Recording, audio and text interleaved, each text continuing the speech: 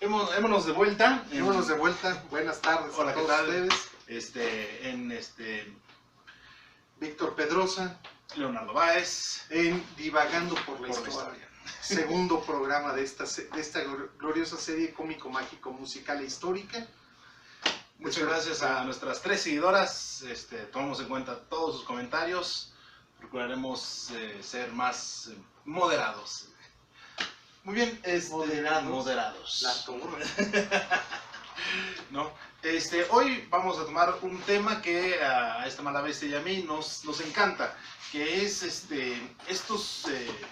los villanos de la historia mexicana.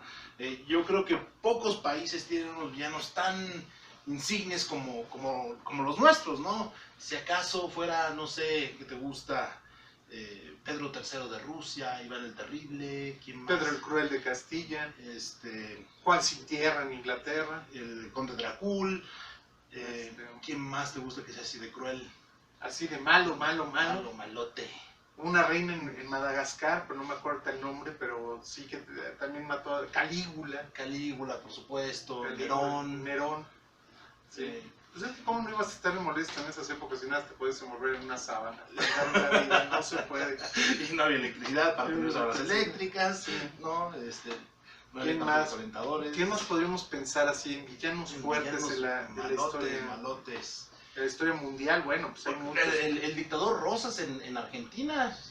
Pero Rosas, fíjate que es de los que es otro con mala prensa. Y vamos a ver varios que tienen mala prensa. Claro, que realmente que no son realmente tan malos y que muchos son nada más como héroes caídos en desgracia. Sí. Digo, porque por ejemplo, malos, podemos por a Videla en Argentina. Videla en Argentina, ¿no? Galtieri también. Toda esa el chivo de Trujillo. No. Saludos a República Dominicana, si alguno nos está viendo por ahí. Sí, ¿no? Duvalier también. Los Duvalier, los dos. Claro, sí. Los Baby dos. Dog también tenía sus momentos de malicia. Sí, no, pues obviamente con Budwig. Y ya podemos saber, pues, Hitler, bueno, Hitler, Stalin, no. Mao, el que ama a Castro, ama a Mao, y quien no es cubano y no ama a Mao, no es cubano. Exacto, estamos perdidos. Sí, y bueno, toda la caterva de dictadores africanos recientes, Idi Amin, Bokassa, Omar Bongo, todos ellos. Todo el continente negro le ha ido bastante mal, justamente después del nacionalismo africano, cuando... Así es un lema. Mobutu Sese Seko, el de Uganda, Idi Amin, que era terrible, gente con una piel muy delgadita, cualquier cosa les molestaba, cualquier cosa les irrita. Estaban negros de coraje. Eso lo vamos a editar. No, aquí lo importante es que si nos ponemos a ver entre malos de la historia, pues ha habido muchos a nivel mundial. México no ha quedado fuera de... Y nosotros nos inspiramos en este libro que publicaron hace un tiempo, que se llama 100 villanos de la historia de México, el cual vemos cosas muy discutibles, o personas muy discutibles. Porque evidentemente la historia de México siempre ha sido escrita por el lado burocrático oficial. Entonces, ni muy, ni tan. Hay muchos actores mexicanos que se consideran como villanos, cuando realmente su actuar no fue tanto, o no lo fue, pero tuvieron la mala suerte de estar en el bando perdedor. Entonces, cuando se anda... Y a veces, aunque sean en el bando perdedor, no es el lado oficialista. Exacto. ¿No? Entonces, ahí ocurre que pues la historia te divide entre los buenos y los malos, ¿no? Y en medio hay muchos matices grises que vamos aquí a analizar un poco. A ver, tú vas diciendo nombres y vamos a agarrar el índice. Vamos a irnos con el índice. A ver, quién sí, quién no. Ok. ¿Cuál es el primero? Maxtla es el primero que tenemos, de 1402 a 1429. Maxtla, rey de los tepanecas de Azcapotzalco. Azcapotzalco, los chintololos. Exacto. Rey Maxtla, pues simplemente porque sucedió a su abuelo, que era Tezosomoc, que era otro de dar terror. Tezosomoc no se andaba con cuentos, Maxtla lo sucedió. Y Maxtla pues quiso ser Tezosomoc en versión reloaded, no le salió. Se le sublevaron los sobrinos y los primos de... Primero quitó a Quetzayatzin, que era su hermano, que era el que iba a suceder, se fue de rey a Tacuba, saludos Tacuba, Tacuba, Popotla y demás. Puente del Marrano. No tanto. No, o sea, hasta ahí todavía, todavía. No, el reino de Tacuba estaba del otro lado del lago. Yo sé, pero pues... Bueno, como dice el Papa, hay que construir puentes y no bardas. Solo porque es pontífice, actor de puentes, puede ser. Entonces, Maxtla, como buen usurpador que no ganó, le fue con feria, se le sublevaron su hermano en Tacuba, Chimalpopoca en México, que siendo su hijo y siendo su sobrino, lo mandó a encerrar en una jaula y lo mató para placear de Izcoatl, que fue el sucesor de Chimalpopoca. Y que creo que ese sí es uno de los grandes villanos de la historia nacional que no se ha tomado en cuenta, tanto él como Tlacaelel, pero bueno. Maxtla perdió, terminaron matándolo, lo mató personalmente en Nezahualcóyotl. Entonces, pues más o menos, a Nezahualcóyotl le quitó el reino de Texcoco, lo tuvo que recuperar por las malas. Que por cierto, la historia de Nezahualcóyotl es, si se dan cuenta, es la historia del Rey León. Yo siempre pensé que era Hamlet en versión light. No, es Nezahualcóyotl. Agarra a su tío, le mata a su papá, le quita el trono. Hamlet. Se va con sus dos amigos, Timón y Pumba. Rosencrantz y Guildenstern. Que es Tacuba y México. No, el Rey León es Hamlet. Es Hamlet no, con final feliz. Es Nezahualcóyotl. En vez de Discúlpame. en vez de la matanza total que es Hamlet, todos terminan cantando Hakuna Matata. Pues eso es Nezahualcóyotl. Floricanto.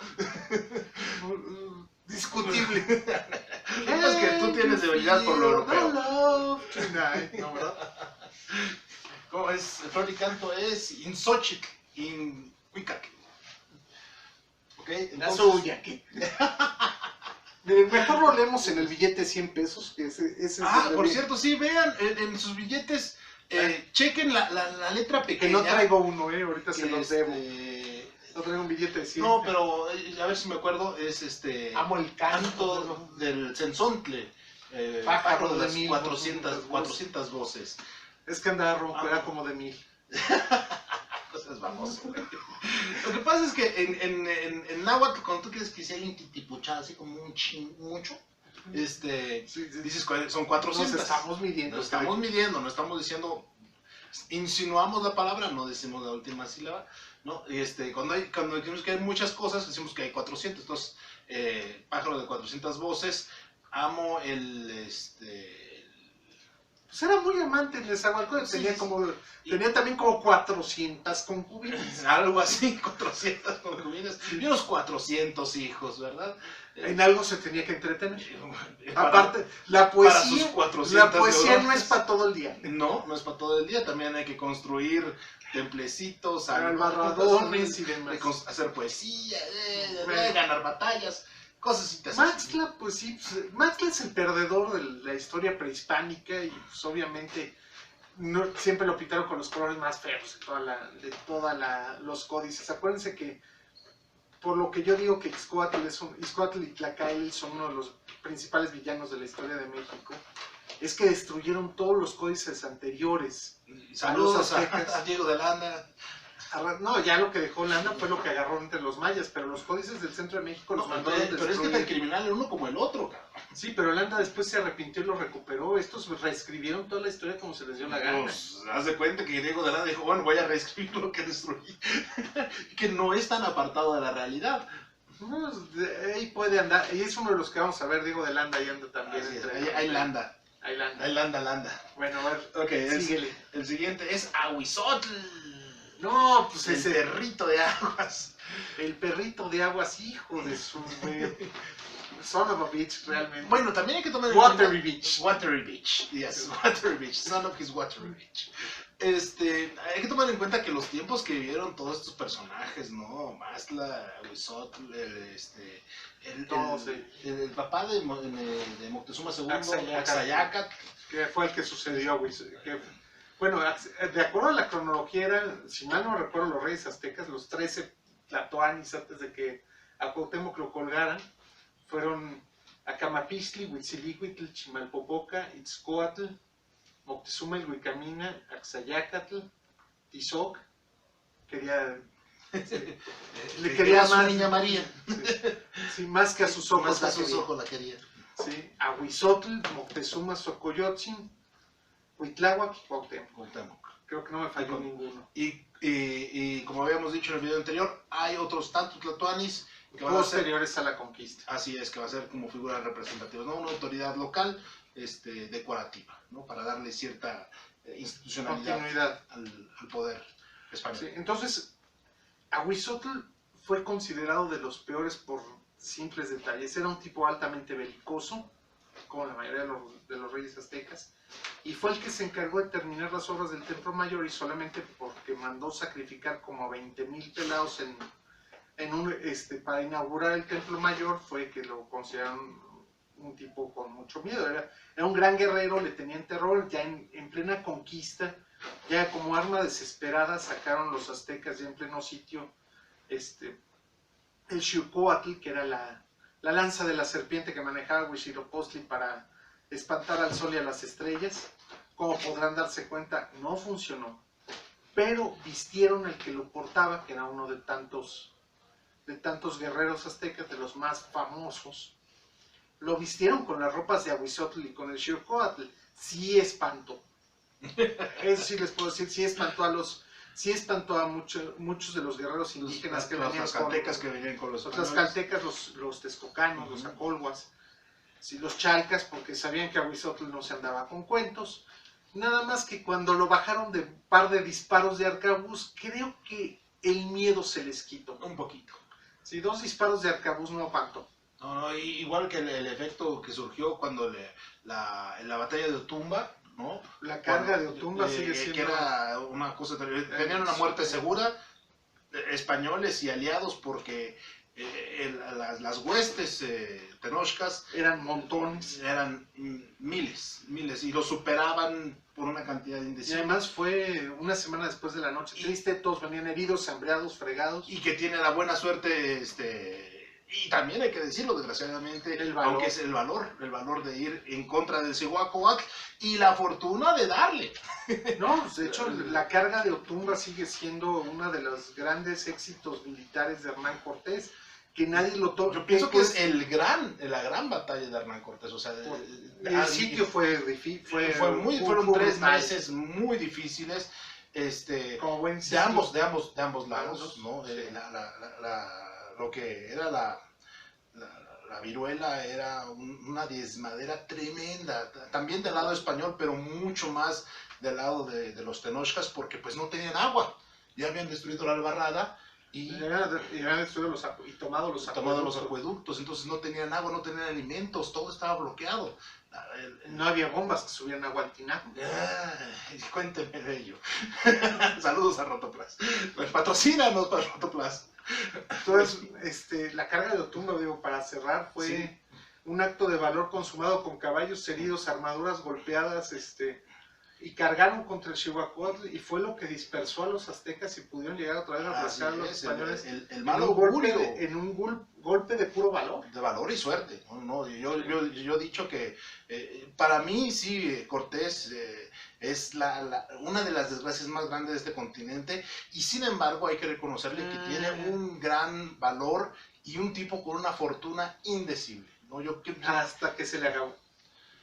Pues así, todavía hasta su muerte, yo pienso que no era así. No, su muerte ya las pasó muy negras. Pues merecido se lo tenía de alguna forma. No lo creo. Yo creo que sí. Saludos, Medellín de Extremadura. Saludos al Hospital de Jesús aquí en el centro. Okay. Bueno, a ver, síguele. Sigamos. Son 101, ¿no? Llevamos 15 minutos con 2, güey. Ok, Moctezuma Xocoyotzin, yo no lo pondría como villano. Yo tampoco, yo lo veo como víctima de las circunstancias. El pobre hombre no sabía qué hacer. Y además Se entregó porque su creencia era esa. Él Pues creía sí, que eran los todos, dioses. Ni todos, modo. todos los augurios presagiaban algo que él quiso evitar con inteligencia, con argucias, con artimañas, Con y nomás no le piedad, salió. con fe, lo trató Con de mucha hacer. fe, un hombre de mucha fe, muy religioso. Yo no yo no creo que Moctezuma haya sido un villano. A lo mejor sus actitudes hacia los demás sí lo era, pero no creo Yo creo que haya es el sido. caso del que hablábamos, de que como no está del lado oficialista, ¿no? Sí, Moctezuma lo ven como a Moctezuma II lo ven como el... A él y a la Malinche. Que la Malinche yo no pienso que haya traicionado a nadie. Jamás, No, al contrario, fue leal a quien tenía que ser leal, que era Cortés. Así es, que fue rescatada básicamente, fue entregada como esclava, pero fue tratada muy bien del lado español. Con Lo que sea de cada quien. Así es, ¿no? Si los gallegos no eran tan mala gente, no eran tan malas bestias. No, hay que preguntarles a la gente de Nueva Galicia Bueno, cómo les fue. Cuenta Bernal Díaz del Castillo, no recuerdo el nombre del soldado, pero que en los 3 años que duró la guerra de conquista salió como con 20 hijos, lo cual siempre me llevó a preguntar a qué malditas horas se ponía la armadura. Bueno, la armadura sí se ponía, seamos realistas. ¿A qué hora se vestía? ¿A qué hora se vestía? ¿A qué hora se ponía el uniforme militar? Porque firmes andaba. Era de infantería, siempre estaba firme. Si Era como el general Pedrosa, como Samuelito. Saludos, Víctor Trujillo. Víctor Trujillo, con sus cuentos tenebrosos, el soldadito del pomo, que era pariente de Saludos a la Quedito. familia. Saludos, tío Samuelín. El soldadito, El soldadito del pomo. Bueno, sí, Bueno, sigamos. Pobre Moctezuma sí le fue muy mal. Una cosa, perdón, antes de que nos veamos, el misterio de su muerte, ¿no? Porque Bernal nunca aclara cómo es que muere. Yo me recuerdo que yo de niño tenía una pequeña serie de libros. se llaman códices, ya no estamos tan jóvenes. Bueno, el códice editado por Bromexa. Y en el cual pintaban, eran básicamente cómics, una historia de México en cómics, y que muestran cuando los aztecas se rebelan en contra de los españoles y en contra del propio Moctezuma. Es una pedrada de su mismo primo Cuitláhuac, que a la postre... su sobrino Cuauhtémoc. No. Cuitláhuac era su hermano. No, era su primo. Hermano. Era su primo hermano. Era su hermano primo, pues. No, era su hermano, también era de Axayacas. Mira, no, yo tenía entendido que era su primo. El buen caca en el agua. Porque siempre han tratado de poner... Es curioso, cuando uno lee la historia de los tlatoanis aztecas, ponen los nombres, las traducciones de los nombres de todos menos el de Cuitláhuac. Y Cuitláhuac era caca en el agua. Así es. Es como el chiste de los apaches que después contaré de que padre, ¿por qué preguntas eso, perro? Perro preñado. ¿Por qué llamarlo? Perro en celo. Perro en celo. Perro en celo, perra preñada. ¿Por qué llamarse mi hermana? Luna brillante. Y mi hermano granoso torrelón. Bueno, ya, sigamos. Entonces, bueno, según el librito muere por una... No importa, podemos editarlo. Sí, ok, bueno. Ok, muere por una pedrada. Muere por una pedrada, según el librito, de Cuitláhuac. Alguien dijo que de Cuauhtémoc. Aunque quién sabe, la piedriza debe haber sido bruta. Brutal. Aunque de repente algunos dicen que ya cansado de todo, Cortés le cortó el gañote, pero pues lo tomaría yo con la reserva. Y sí, porque a Cortés no le convenía ni por 3 segundos que Tlatoani estuviera muerto. A él le convenía que... ¿Le daba legitimidad? Claro, como quiera que sea, ¿no? Es como o tener la sartén por el man. Es como dicen, es que Salinas mató a Colosio. ¿Qué le convenía a Salinas matar a Colosio? Eso es algo que discutiremos otro día. Otro día no le convenía, según yo, pero bueno, síguele. Además que tampoco pienso que Colosio era su candidato. No, tampoco, iba a ser uno de tantos, iba a ser el siguiente priista, ladrón, que se iba a hacer rico después de su sexenio. Y a darle casas de grupo Iga. No, después no, Durante. Perdón. No les que iba a salir huyendo porque le iban a dar un trabajo en Estados Unidos. Algo así. Saludos Union Pacific con el doctor Cedillo. Que no fue tan malo después de todo. Es otro villano que habremos que ver. No, fíjate que Cedillo... El sexenio del Cedillo, digamos que sí tuvo cierta estabilidad, ¿eh? Pues es que el hombre se tuvo que aventar los primeros 2 años arreglando la crisis y lo demás ya dejó que empezara a fluir las cosas. Así es. Sí. No se puso a administrar la abundancia. Y ya se oye el dinero en las cajas. Saludos, Sociedad Protectora del logro más de las reformas estructurales.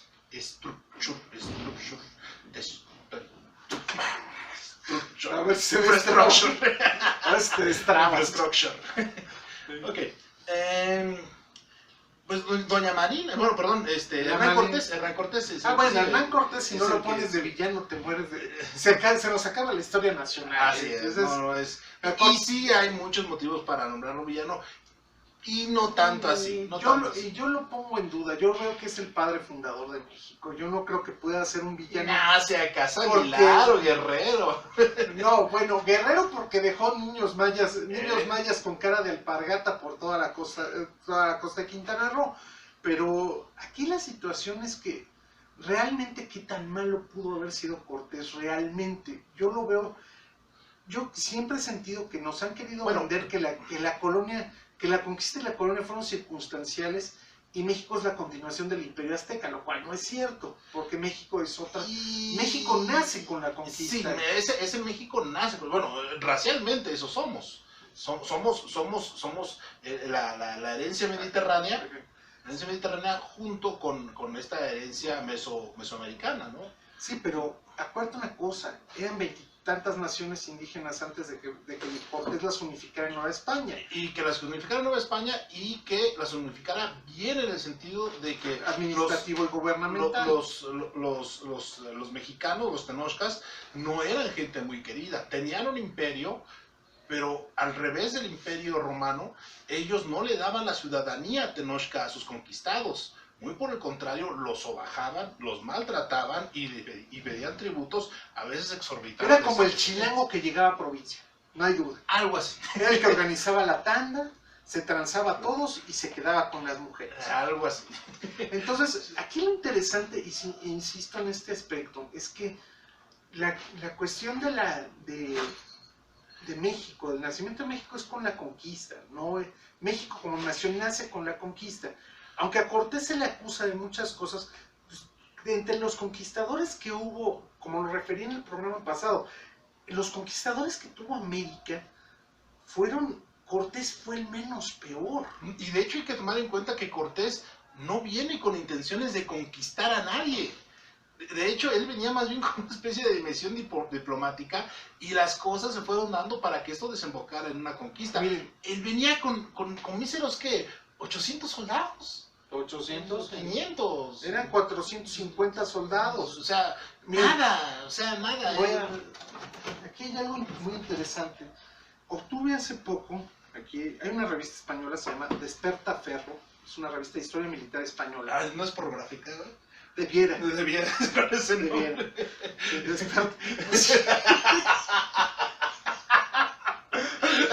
No estamos diciendo malas palabras, que conste. Así invocaban los catalanes a San Viagracio. A San Viagracio. Del Viagrat. ¿Y qué es un catalán sino un español que cree que habla francés? Bueno, aquí hay un punto, tiene 4 o 5 variantes, el de Historia Moderna número 12, lo dedicó a la conquista de México, que lo tengo. Y hay algo muy interesante. Creo que hicieron un análisis muy bien logrado de la superación únicamente a cuestión netamente guerra, no se fueron a cuestión ideológica o de el mestizaje, el nacimiento, porque eso no, se fue estrictamente a cuestiones de guerra. O sea, unas calzas, unos guaraches, bueno, en estos conocidos como cactli, porque no venían armados. Cuando nos lo narran parece que empezó la Segunda Guerra Mundial y nos invadió las divisiones Panzer. No, eran 400 españoles, de los que ustedes todavía puede haber alguno que otro que vean en una tienda de abarrotes. En la colonia Nápoles. De esos antiguos. Vestían muy sencillamente, lo más que traían de armadura era el casco y una gorguera para no ahogarse, para que no les cortaran el cuello. No usaban coraza, la mayoría usaban chalecos de algodón concreto. Que eran los mismos que utilizaban los indígenas. Sí. Una darga de cuero, que es un escudo de cuero, o de madera, y lo más pesado que traían era la espada, es decir, una espada de acero. Y estamos hablando de que de los 450 españoles que venían con Cortés, 400 venían así, o con una lanza, o con algo así. No era esa idea de que nos llegaron todos con armaduras, todos a caballo, todos con armas de fuego. Las armas de fuego nunca fueron abundantes en el ejército. Sí existieron, y aparte había muchos problemas para poderlas accionar. Sí, un arcabuz era un arma muy difícil de accionar y te tardaba sobre 5 minutos en cargar cada recargarlo, disparo. o sea, tenías chance de hacer un disparo y se acabó, ¿eh? Porque y 3 minutos salía el otro. Porque te venían encima 20 cabrones perfectamente entrenados, si bien no con las armas más sofisticadas del mundo, lo suficientemente efectivas para herirte y dejarte inutilizado, porque su intención, esa es otra ventaja que tenían los españoles.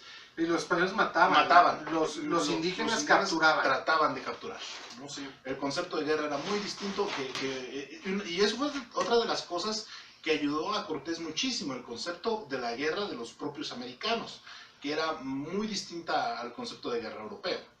No les gustaba el concepto de guerra europea, no era el mismo. Ahora, afortunadamente para Cortés traía, ¿cuántos? Según recuerdo, traía cuando mucho 15, 20 caballos. Tenía 12 caballos, de hecho. 12 caballos, no traía más. De hecho, me acuerdo que Cortés montaba una yeguaruana. O sea, ni siquiera eran caballos, ustedes podrían pensar, no, pues es que eran unos caballos gigantes, caballos con matalotones de la Marquesa, ¿no? De los que montas en la Marquesa, que ya los pobres... De los cuales 10 tenían armadura, 2 quedaban así a ras. Sí, traían alguna barda para protegerlos, pero hasta ahí. Ya, algo más, ¿eh? Y los aztecas llegaron a capturar caballos. Y los sacrificaban. Los sacrificaban. Ya hacia el final de la guerra comenzaban a montarlos, pero... Too late. Demasiado tarde. Too late. También los aztecas... Ahora, en una operación de sitio, la caballería siempre ha sido inútil. Estás en combate en medio de la ciudad, medio de la ciudad del lago, lo mejor que... No podías combatir a caballo, no se te podía dar. Porque inútiles en Tenochtitlán, útiles en Otumba. En Otumba, muy útiles. No, y en operaciones que tuvieron, por ejemplo, la toma de Cuauhnáhuac, actualmente Cuernavaca. Y probablemente fue... Segura de la Frontera, Cholula, y sí funcionó la caballería. Creo que me debes un mouse, güey. No te preocupes, fue capturado por un gato. Ahorita te lo repongo. Edita. No, nada más tu mouse, algo agarra. Permíteme. No, esto es... Ah, no, sí era tu mouse. Sí, no. Sí, era su mouse. Le dieron en su mouse. Te lo debo. Lo echamos acá. Y yo creo que lo ponemos en algún lugar alto. Ahí. Perdón, ahorita lo edito. No te apures. Bueno, en lo que andábamos, perdón, el comercial. Cachao nos patrocina Cachao. Lo traigo para que lo presenten. Sí, tráete a los fantasmas, güey, porque se oyen se oyen en off, sí. Pero estos son nuestros productores de efectos especiales. De defectos especiales. Traga ratones electrónicos, hijo de tu madre. Sí. No me gustan, pero aquí están. Bueno, la situación es que Cortés se le considera un villano en la historia nacional porque ideológicamente es adaptable. Cuando lo empezaron a considerar un villano fue después de la independencia. Correcto. En alguien le tenían que echar la culpa diciendo que había un imperio, había un México antes de que los españoles lo conquistaran, que no lo había. No, pero sí había un México antes de. No, había un territorio, pero había reinos indígenas de distinta... Y sin embargo, el concepto de mexicano sí existía. Y es tan grave esto porque lo curioso del asunto es que piensan que nada más existía el imperio azteca. Los españoles terminaron medio de conquistar poquito antes de que terminara la independencia, abarcar más o menos el territorio nacional. Y eso a medios chiles, porque hubo tribus que nunca pudieron sojuzgar.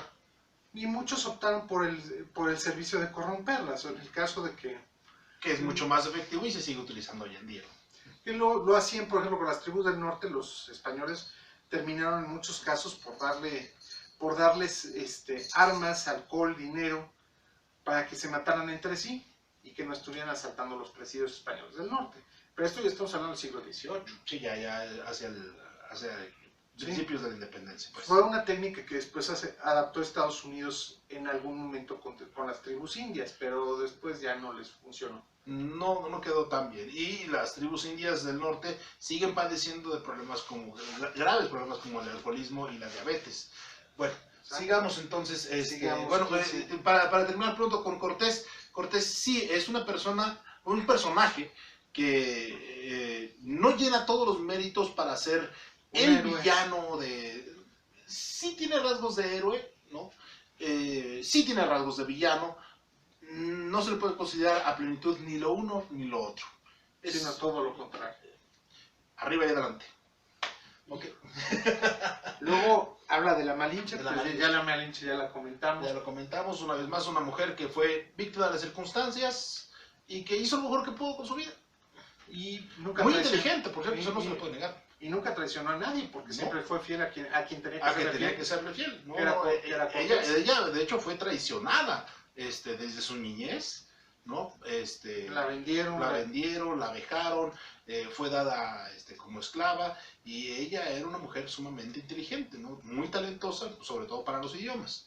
Y eso fue lo que le valió su pase a la vejez. La vejez. Y murió hasta cierto punto joven, poquito después de que Cortés se separara de ella. La casó con Juan Jaramillo y murió poco después. Bueno, lo que voy es que le garantizó, pues, una vida de no esclavitud, pues, a lo que ella estaba condenada. Y fue considerada señora cuando ya con la conquista. Entonces fue una mujer que no le fue tan mal. Hablamos ahora de Ixtlilxóchitl II, rey de Texcoco. Otro que no fue traidor, porque a Ixtlilxóchitl le pasó que se cobró lo que su tío le hizo. Ixtlilxóchitl tenía que suceder a Nezahualpilli en el trono de Texcoco, era el hijo que tenía que ser, y pues el tío Moctezuma dijo que no, y puso a Cacama como rey. Cacama era una nulidad. Fue una traición de Moctezuma a Texcoco. Texcoco era su otro aliado, junto con Tacuba.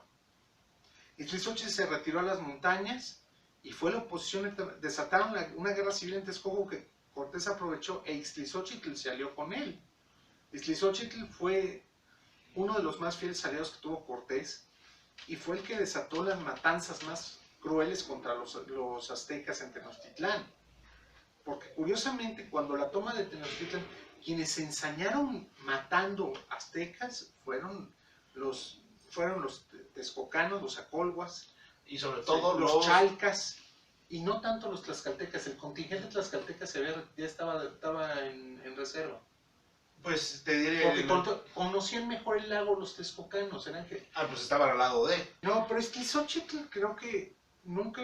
Ixtlilxóchitl organizó las fuerzas texcocanas, que eran montones los que acompañaban a Cortés. Los tlaxcaltecas ya se habían ido estaban como reserva. Ya para el sitio no había tantos tlaxcaltecas. Esa parte no estoy muy enterado, para ser honesto.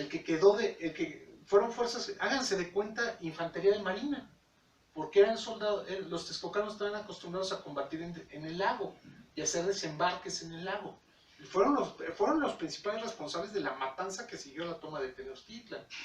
Los pocos por eso cuando alguien me dice, no, es que yo defiendo a los aztecas, pues ¿cuáles? Y los mataron a casi todos. Así es. Quedaron muy pocos. La repoblación de lo que es actualmente la Ciudad de México fue con muy poca población originaria. Murieron muchísimos. Tomando en cuenta que los aztecas no eran originarios. No eran originarios. Bueno, los islotes deben haber estado abandonados cuando llegaron. No, pues sí, bueno, el islote. No, pero eran 3 o 4 islotes, no eran... eran 3 piedras. Bueno, nunca dije que fueran grandes, dije que son islotes. No, pues, y cuando ellos, bueno, ¿quiénes son los que hacen el mestizaje en la meseta central? Pues son sobre todo los texcocanos, los tepanecas que quedaban en Tacuba y los ochimilcas, los chalcas y los tlaxcaltecas. Y tlaxcaltecas no tanto. Los tlaxcaltecas van a ser responsables de la respuesta aquí y en el norte del país, porque se van a ir de expedicionarios junto con los españoles a la conquista del norte. Creen? Los que conquistaron el norte fueron tlaxcaltecas. Tlaxcala, realmente, aunque no lo crean, Tlaxcala fue uno de las grandes ganadoras de la conquista de México, y creo que uno de los formadores más importantes de la identidad mexicana en cuestión indígena. Así es, y hay que tomar en cuenta, muchos en cuenta, porque es feo decirlo, pero de las personas de sangre indígena que menos trauma tienen por serlo son precisamente los oriundos de Tlaxcala. los tlaxcaltecas, ¿no? Porque ellos no sufrieron ni las vejaciones, ni el sometimiento. Fueron los aliados. Eran los aliados. Y tenían derecho a muchísimas cosas que el resto de los indígenas no tenían. Tenían derecho a tener caballos, a montarlos, a tener espadas, ¿no? La charrería nació en Tlaxcala. Entonces, La doma de ganado y la industria, la crianza de ovejas a gran escala fue en Tlaxcala. el arraigamiento de los toros en Tlaxcala es fenomenal. Las El mestizaje cultural más rico no se da en la Ciudad de México, se da en Tlaxcala. Así es. Bueno, sigamos pues. Pedro de Alvarado. Ay, Jessica. El sol, el buen Tonatiuh. El buen Tonatiuh, Alvarado gallego tenía que ser. Sí. Bueno, Alvarado fue un conquistador de los peores, no de lo mejorcito que vino a América, tampoco de lo tan peor. Bueno, es que hablamos de él en el video pasado, Nuño de Guzmán, yo sí lo considero un genocida, marca. Sí, pero sí, y Alvarado fue un hombre muy... Alvarado era un hombre malo, así lo vamos a poner, ¿no? Era el equivalente más o menos como que te gusta. Era el Darth Vader del emperador, si lo quieres poner. Ándale, era el Darth Vader. Era el malo, pero malo. Y es un decir, porque también Alvarado podía ser un hombre malo, pero un tipo leal. Cuando alguna vez trataron de enjuiciar a Cortés y lo acusaron de cosas, Alvarado apareció en el cabildo a retar al que quisiera, abofeteó al licenciado Marcos de Aguilar para exigirle que no ofendiera a Cortés. Era un tipo leal, Alvarado, entre sus cosas. Pero Alvarado era un tipo que no se andaba con cuentos. Él conquistaba y él entendía que la guerra era matar. Él conquistó Guatemala, fundó Guatemala. Y sacarle raja al asunto, ¿no? Institucionalizó la esclavitud en América, fue el primer gran esclavista americano. Pero fue uno de los grandes capitanes de la conquista. Ah, no, sí, por supuesto. Como dices, funda Guatemala, ¿no? Se va a la quiso lanzarse a conquistar Perú.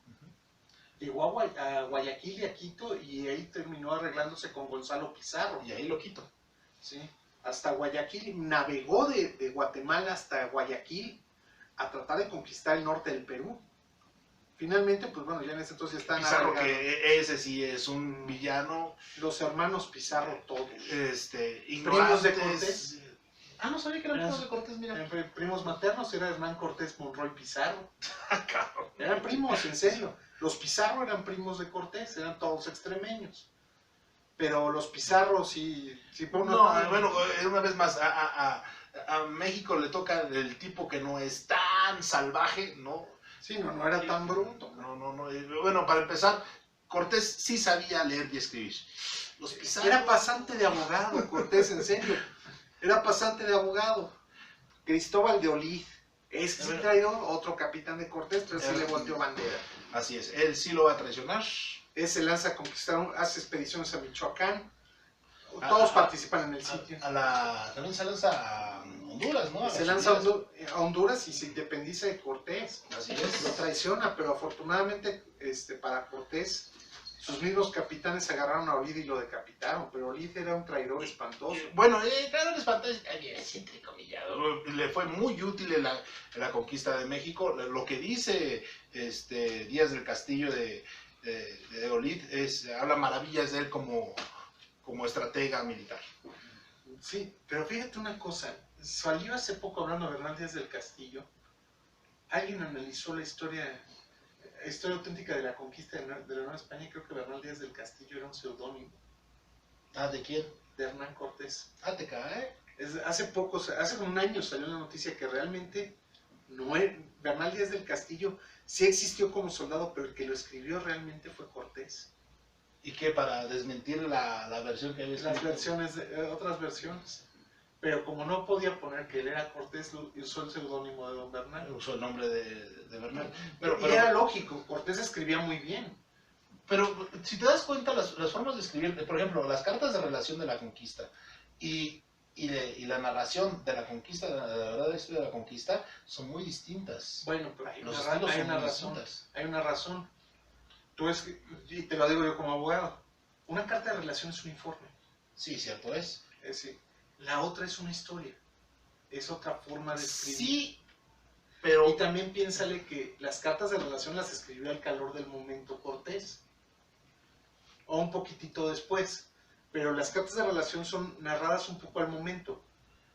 La verdadera historia es posterior, entonces probablemente lo haya escrito Cortés ya más reposado, más viejo, te cambia la forma de No, pues escribir con la también, edad. ¿verdad?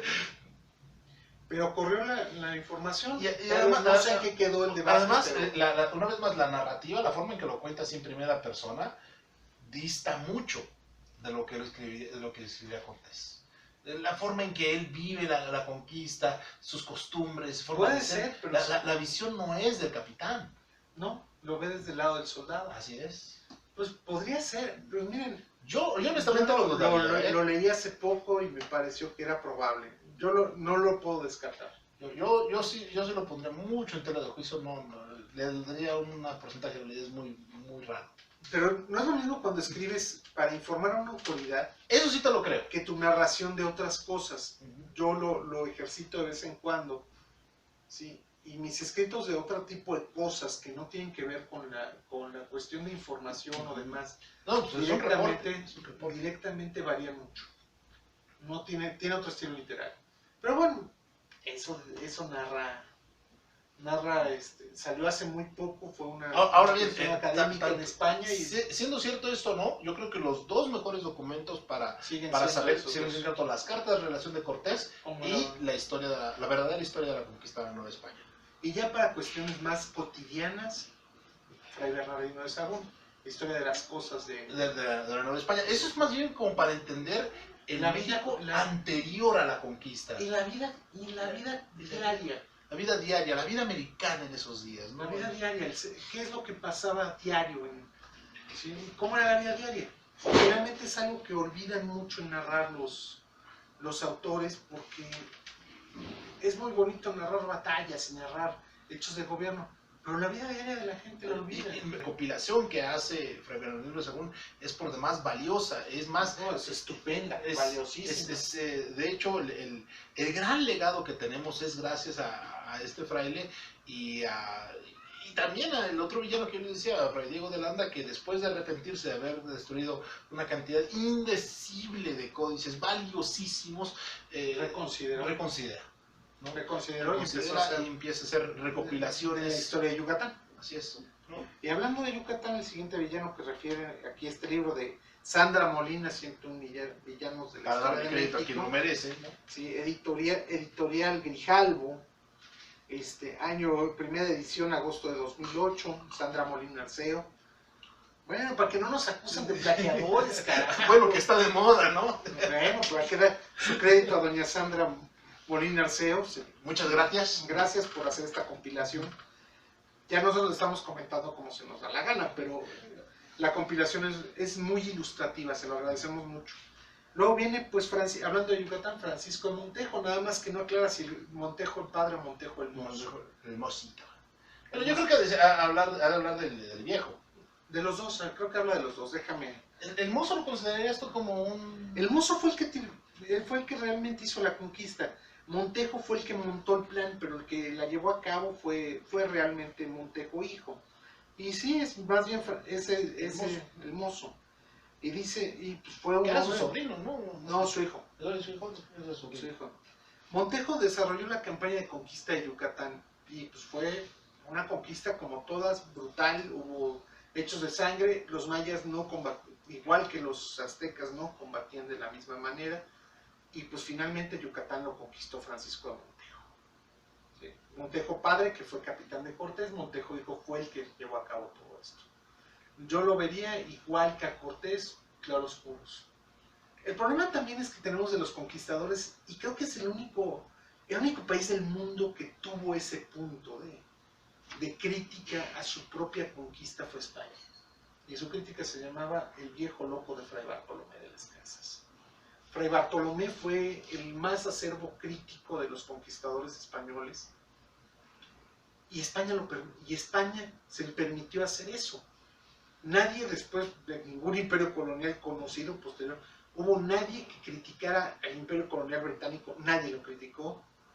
el imperio colonial francés Los tampoco. italianos, Todos alemanes, los imperios rusos. coloniales posteriores no hubo nadie de sus mismas filas que abogara por una humanización de la guerra y por una humanización de la ocupación. Pero fíjate Y que fuera escuchado por el mismo rey y que fuera se le dieran los cargos y estuviera presente sin que se le que fuera persiguiera. tolerado.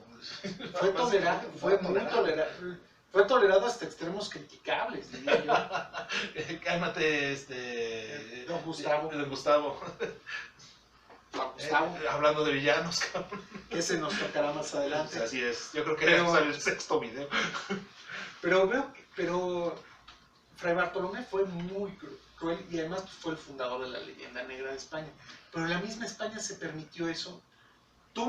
Hizo la autocrítica España Pero fíjate que más y allá de la desarrolló una autocrítica, lo cual legislación es muy positivo. amplísima en protección a los naturales de la tierra. Ah, no, los derechos humanos nacen con el juicio que emiten para ver si los indígenas tienen alma o no.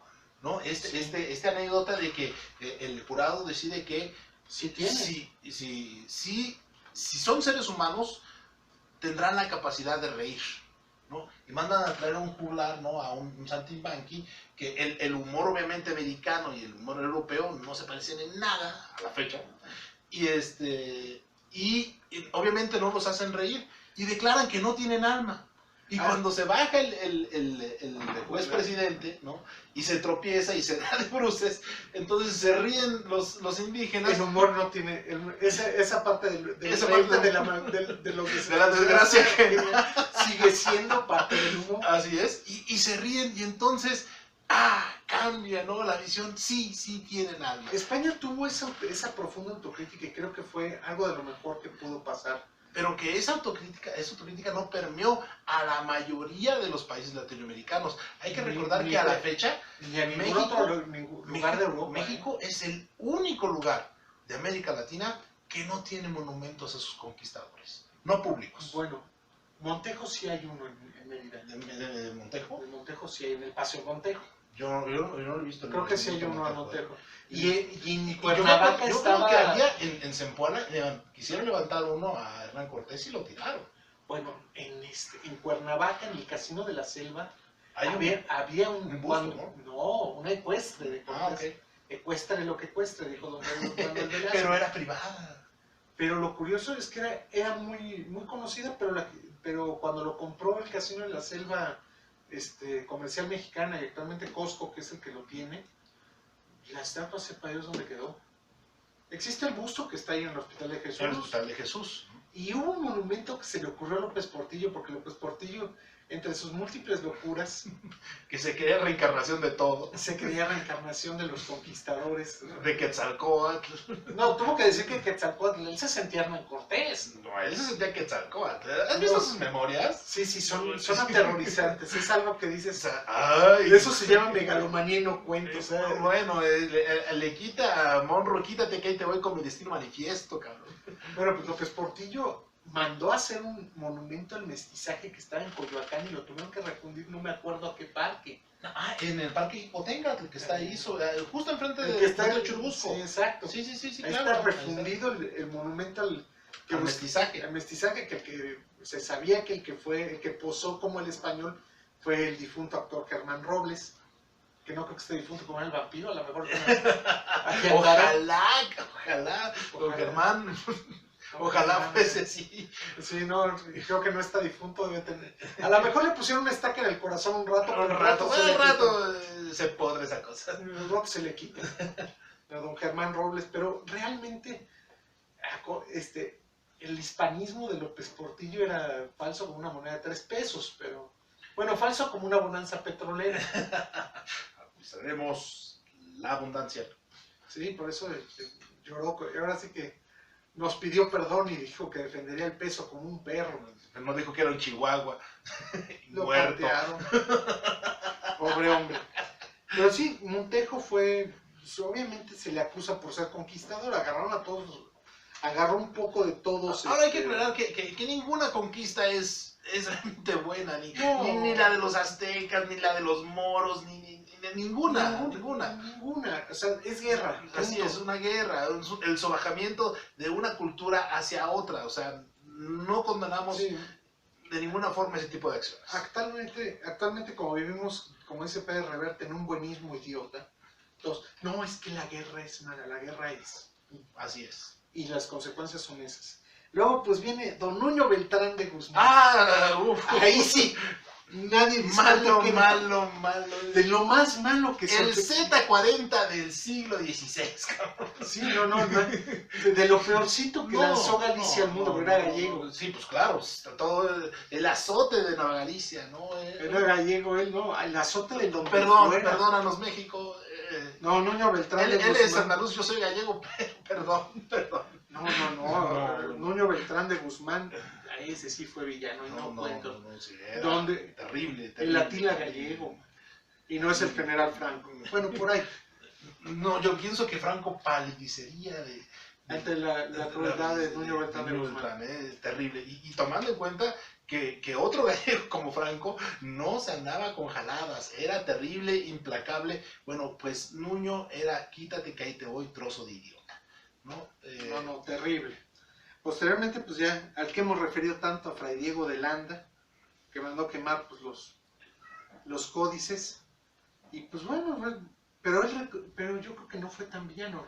Finalmente reconsideró, Recapacitó y recuperó lo que pudo. exacto, Hizo las primeras investigaciones que le darán paso realmente después antropológicas. a Yuri. Sí, van a trascender a tal grado que hasta Yuri Nolosov le van a ayudar los estudios de Landa para romper el código de los códices mayas, ¿no? Además, lo curioso del asunto es que la gran cantidad de religiosos que vinieron a México en esa época, en el siglo XVI, religiosos altamente iluminados, por decirlo de alguna manera, ilustrados, renacentistas, que buscaron analizar cosas. Ya referimos a Fray Bernardino. Landa recupera, pero si nos ponemos a ver la cantidad de crónicas y narraciones que frailes dejaron de la vida cotidiana en el mundo prehispánico, son material de estudio básico. De hecho, los frailes franciscanos inventaron el lenguaje náhuatl. El lenguaje con reglas ortográficas, con formación. Le dieron pues forma. Le dieron la estructura Forma de latina. lengua culta. Así es, le dieron la estructura latina al náhuatl, ¿no? Y se puede decir que ellos formaron el náhuatl clásico. Tan es así que pues, la mayor parte de los escritos en náhuatl están con el alfabeto latino. Así es, ¿no? Y porque los anteriores escritos... Fíjate que yo estoy en un grupo, doble A. Aparte, güey, el otro. Saludos. ¿En qué paso vas? King's Pop. ¿En qué paso vas? ¿En qué paso vas? Sí. Yo no voy por paso, voy por vasos.